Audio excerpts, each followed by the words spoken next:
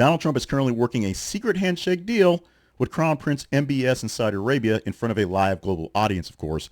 But all the talk from his supporters back home are dealing with what we heard Hervé Vince say every single week on Fantasy Island, the plane boss. And the plane boss is the issue, as prominent conservative figures such as Laura Loomer, Ben Shapiro, and Erick Erickson have publicly criticized the president for his plan to accept a luxury Boeing 747-8 jet valued at approximately $400 million from the Qatari government. Now, what's up wrong with this?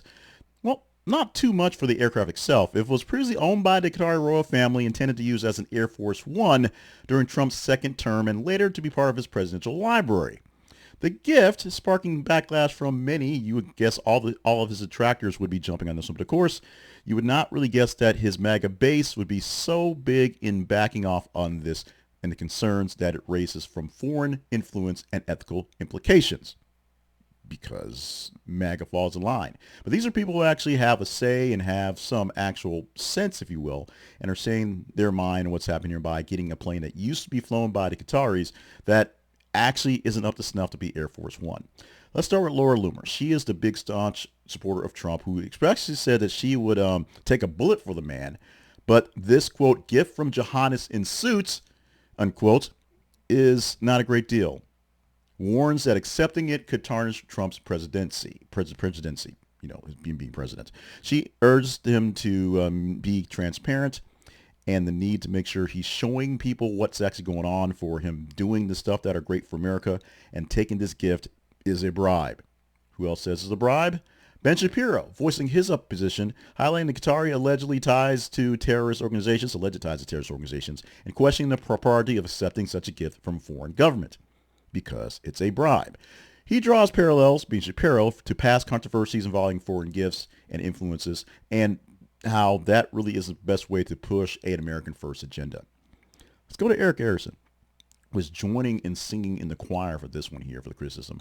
He points out the obvious.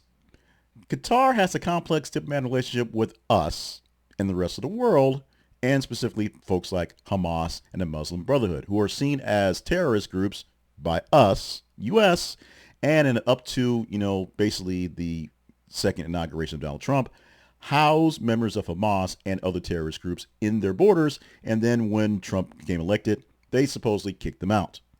Supposedly. Erickson argues that accepting this jet would compromise U.S.'s values and national security interests, something that's been voiced by the previous people we saw before, and the collective dissidents from these and regular folks in the conservative voices are underscoring the rare fracture from Trump's support base and Trump himself in just doing what he's going to do. The problem? Trump doesn't seem to think it's a bad idea. Now, here are some of the technical issues about the plane. It's not a bad plane. It's seen as basically a mansion in the sky, a luxurious kingdom in the sky.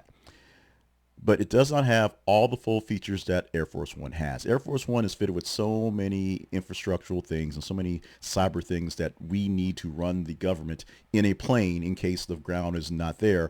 It's capable of in the air refueling, like one of those big security jets that I've used to ride in the Air Force. This plane is not. This plane also isn't already outfitted with a fully licensed set-up doctoral setup. There's a full surgeon's unit inside of Air Force One. If you didn't know that, it's made to take care of the world if the world itself is down and the president must stay in the air for extended periods of time. This plane, it's nice. And Trump got a chance to see it in his last term, just walking through a factory, seeing these things built.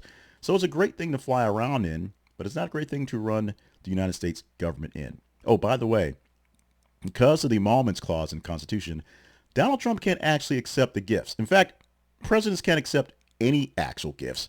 They go to the White House, they stick around, and then when the president leaves, they go to a warehouse someplace. Everything that's a gift from a nation has to go to a warehouse because it's actually a gift to the United States. The United States government, Department of Defense, would have to actually borrow this plane for a while because they're using it as Air Force One. And of course, the caveat is it doesn't go to the next president. It doesn't go to a possible J.D. Vance or DTJ Jr. or, even, I don't know, that guy from Florida. It goes to Trump's library. I don't know if it just gets parked in a hangar or they fly it around back and forth, but it goes to his library when it's over.